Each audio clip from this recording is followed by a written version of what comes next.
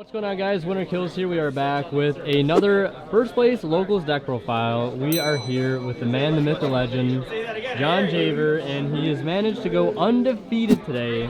You're never gonna guess what deck, guys. You're never gonna guess. What deck did you play? The worst deck of the format, baby. Big Red Men, Kashtira. Hell yeah! All right, let's see that list, baby. So main deck, Yep. relatively standard. 3 Unicorn. This card's completely crazy. Gets anything you want. 3 Fenrir. This card's an honorary going second card. Just completely destroys boards. I'm on the Ogre prep package. I think it's just too good to have your end board just be like Rise Heart Pass basically with a prep in the back line, because it's just it's basically Birth but for 3 monsters, because you just prep on their turn, prep on your turn, Birth on your turn, and then you just kill them immediately. 1 Scareclaw. This card is nuts. It outs literally anything. It is just walking skill drain. And a quick effect to summon, and for some reason attacks from defense position. Wow. And then just 2 Rise Heart. I don't think you really need more than this. It just does enough on its own. Or that is to say, it doesn't do enough on its own. It's fine at 2, right? You don't want to really clog on this card in particular. I guess the engine could be a little bit thin, but the Ogre is enough to get you there. Okay. I didn't play Tier Cash. I don't think that card's very good. It's good for niche scenarios of making your Rise Heart live, and sometimes it isn't. But otherwise, it doesn't really do anything, and I'd much rather have more defensives and going second cards. Gotcha. So speaking of defensives and going second cards, because that's our whole cash monster lineup. So just those guys. Defensive cards. 3 Ash Blossom. Branded is everywhere, as is Book of Eclipse. You need to play this card, pretty obvious.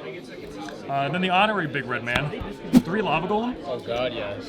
This card was really bad all day, I'm gonna be honest. I don't know if I want this or something like Nibiru, because this card does kind of just rot away in your hand going first, and doesn't actually protect you from getting gamed.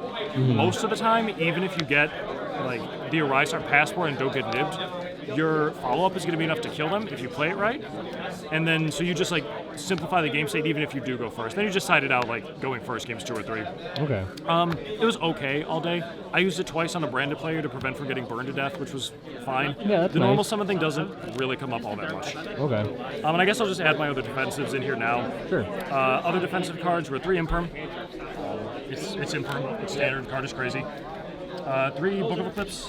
This card going first or second is kind of an FTK. So going first, you just set it and hope for the best, basically. And if it gets done to you, sometimes you just have to do it back. So, yeah. A lot of things don't really end on Link Monsters right now. Brandon doesn't really put up negates, so you use that on them. Even Sorcerer can go 1-for-1 with a Baron, or just out their whole board if they don't. If they go for the Sinister play. So this card's solid. Shouldn't really be explaining Book of Eclipse.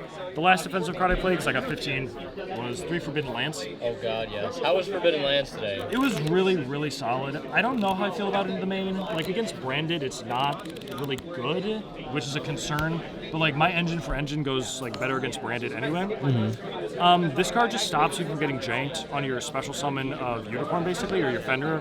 Okay. Against any control or mid-range deck, this card just guarantees that you're just cleaning up most of their board immediately, because it's just walking unaffected. And if you make the Arise Heart play and if I draw this going first turn 1, I'm just playing 4 summons, right? So 4 summons, set the lands, and then just go for Arise Heart, and there's so little that it can actually do anything about that.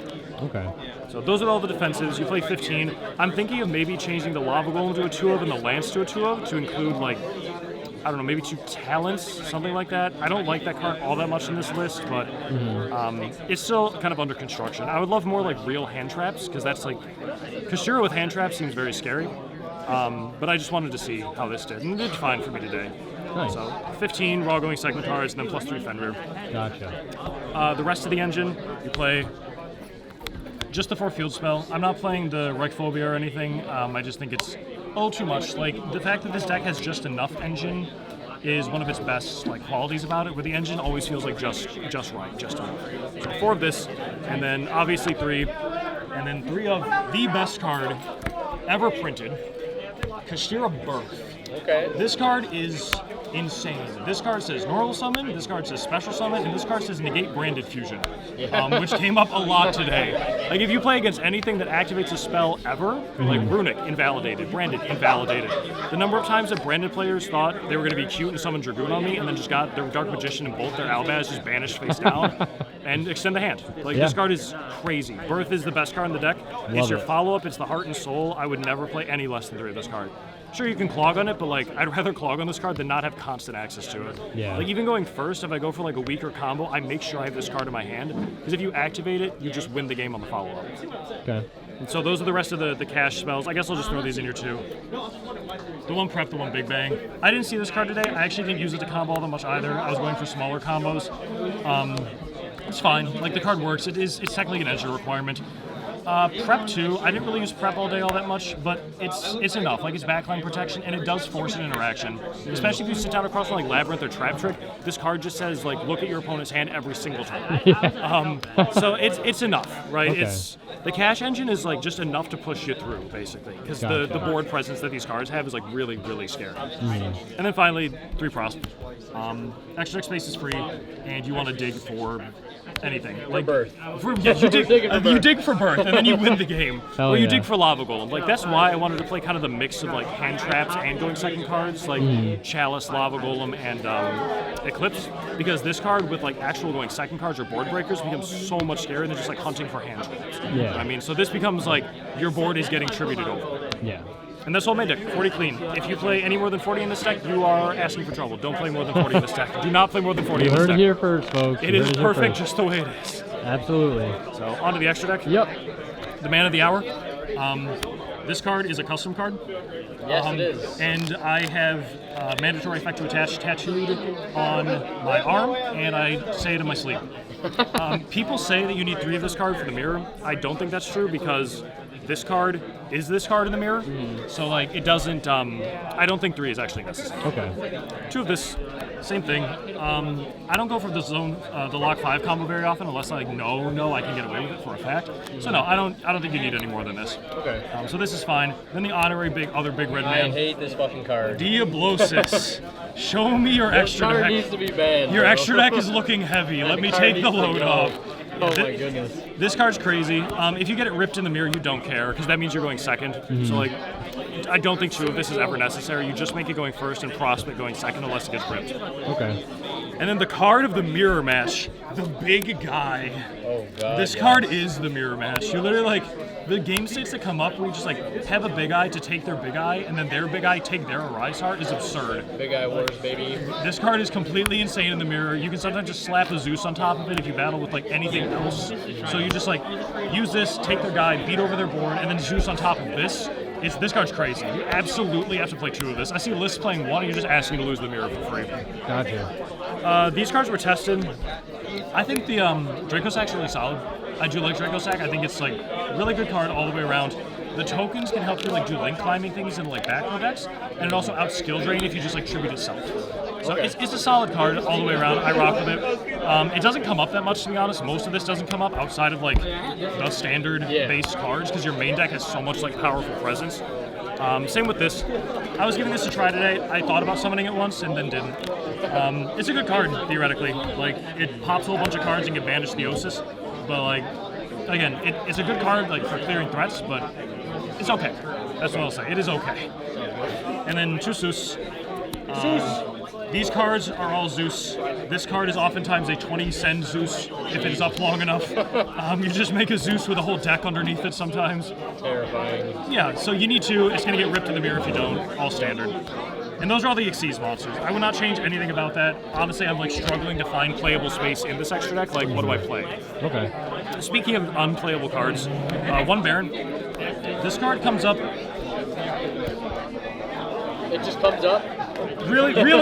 realistically never. Okay. Like realistically, I cut down my like level 3 hand trap count so much that it just doesn't come up. But sometimes you just open like double Ash Unicorn, get Imperm to just 1 and Omni negate the tags back into the Unicorn. So like that happens. You just rather prefer an Ash in your hand half the time. Yeah. Like it's fine. It's just there for intimidation. It's there to get ripped in the mirror if they're silly. Yep. 1 Goliath. Shoutouts to Adam. This card didn't do anything today, but shoutouts anyway. Okay. It did something at the Thursday locals that prevented me from getting gammaed. I think it's the best thing to banish off Prosperity, but again, I don't know if I'd like keep playing this going forward. These last like 2 slots really need more testing. So like, this one's okay. I didn't play the Garua Intis. I ran out of space. I'd rather have this card what I was saying before about like the Draco Sack setup, where you can just like have Draco Sack, pop an annoying back row, and then like turn the token in the Draco Sack into this, pop another annoying back row, and then like go through with your plays, is solid. Like it's okay. Yeah. And plus, if they give me Ibli, I wanted, like, I know it's not really a thing anymore, but I just wanted one more link, just so they can't rip them both. Yeah. So that was the theory behind this. I never summoned it, and probably never will. And then the guy. I never summoned this either. But in theory, you summon it. You do so. In theory, not in practice. And then the sideboard? Yeah, the sideboard, also kind of experimental. 3 shifter. I know this deck is shifter. The thing is that this deck also has an incredible advantage game. So if you drop shifter on a deck that uses graveyard at all, like for example Sprite, that deck can play through this card. Branded, this deck can play through this card.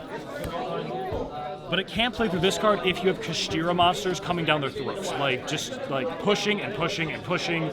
Like, you're not going to outgrind this deck if you get shifter. It's just not, like, you will lose. So sure, and theoretically, it stops you. It was either this or Bell, because the Gimmick Puppet is a really funny card. Yeah. But like, they have to play so weird to get to the Gimmick Puppet through this card. Like, they have to intentionally search the, because you can chain this card at any time, they would have to play so weird to like avoid this card to still get Expulsion live under this card that you're already winning at that point, because they're just playing so awkward to avoid me dropping this at any time. Yeah. So the shifter was good. It's good against Runic, it's good against Rogue, like if you're on a Drytron, Dragon, and it's just enough to cripple the best decks. Like even Labyrinth, like the fact that their spells or their traps don't go to grave, and they can't punishment you, is like pretty solid. Like all the way around, solid card. 2 Twin Twister. I respect Labyrinth and Anti-Spell. I don't think I should respect either of those things. Like, the Labyrinth matchup's kind of annoying, because if they flip Iron Wall, then you're not going to want Cosmic or Evenly.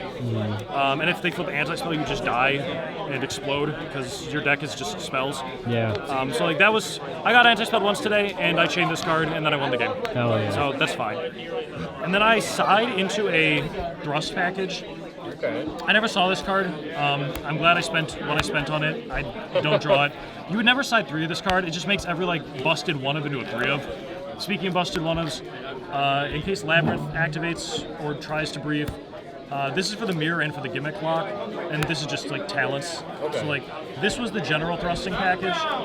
In addition, getting into the traps, I also sided this in theory for the thrust. This isn't good. Okay. Yeah. This is really bad. In fact, I would go so far as to say I should feel ashamed for even trying to play this. Okay. But I tried. I drew it once. Like I drew all of my thrust targets. I just never drew thrust. Yeah. So it's fine. This card was terrible when I drew it, and it's always terrible because Expulsion just says you can't summon Unicorn, you can't summon, and you can't even live. Yeah. So the card's bad. You should not be playing it. Fair enough. The other thrust pack is like, I think this card's crazy because this card in the mirror is just Big Eye. Yeah. And I think this card's crazy because in the mirror, this card is just goodbye. Yeah. Like they'll for some reason just like set 4 back row sometimes, then you just win. So like I think this is like both of these are actually kind of worth siding in the mirror, as is this obviously because it's just always live. Yeah. Unless they lock all 4 of your or all 5 zones, in which case it's not live, but that's not happening. Okay. And then the other stuff that I can kind of set off thrust if I go first and get like Nibiru'd, or like if I get Ashed, I just set this off the thrust going first. That's pretty good. And this card literally just says he's a big angry red man, like all the rest of them. Yep. And it says attach. So banish a card from your opponent's hand, attach it to a Rise Art, they never get it back, and it's delicious. And then finally the FTK of the format. Yes. If Brandon tries to nib me, I just thrust into this, so I nib them back. And then I just play on the follow-up if I have birth. Gotta love that, right? Yeah, this card just beats every deck. It beats Sword Soul, it beats my deck, it beats... Beats my deck. Yeah, it beats every deck. This many card decks. is crazy. It should not be legal. When it's good, it is too good. Yep. And yeah, no counterplay except cross out, baby.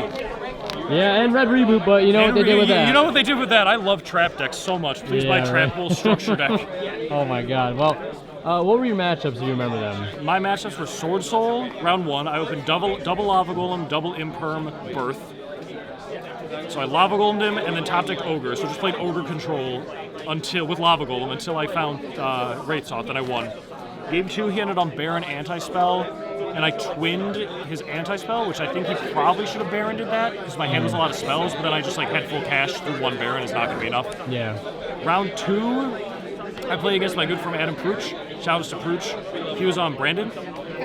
Game 1, I impermed him. It didn't do anything, but he just like ended on like a weird combo, so I just summoned 5 guys and just beat over his entire board. Like my ogre was at like 3,400 attack. I just like stopped his top deck, hit the ogre, just like banished everything. And then on the follow-up, he tried to Dragoon me and forgot that Birth has text on it. Yeah. So he activated Branded Fusion, sent Albaz Dark Magician.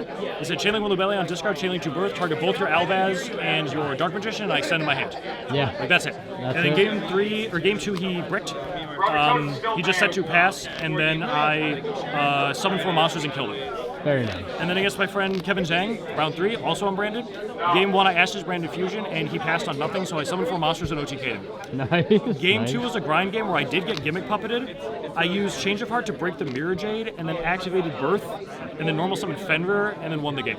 Okay. Because if you just normal summon Fenrir, this deck, Brandon's in a really weird spot right now because this Brandon is supposed to be the engine deck, because this card can play, like, this deck can play 15 going second cards. Brandon can't do that. But like engine for engine, this deck's engine is just better than Brandon. Yeah. Like this deck's engine is just insane compared to Brandon. Like Birth literally just negates Branded Fusion. It's crazy. So like engine to engine, this deck's always winning. So even if you get Gimmick Puppeted, if you just have like a Book of Eclipse or something to live, you can just like push back so hard. And one Fenrir will just claw you back into the game if you can get it out there. Absolutely. And then finally on feature against my homie Nick, Runic Sprite. Game 1, I just win a Rise Heart for 4 summons because I suspect that deck is on Lava Golem, and I set Prep and I set Lance, and then I won the game.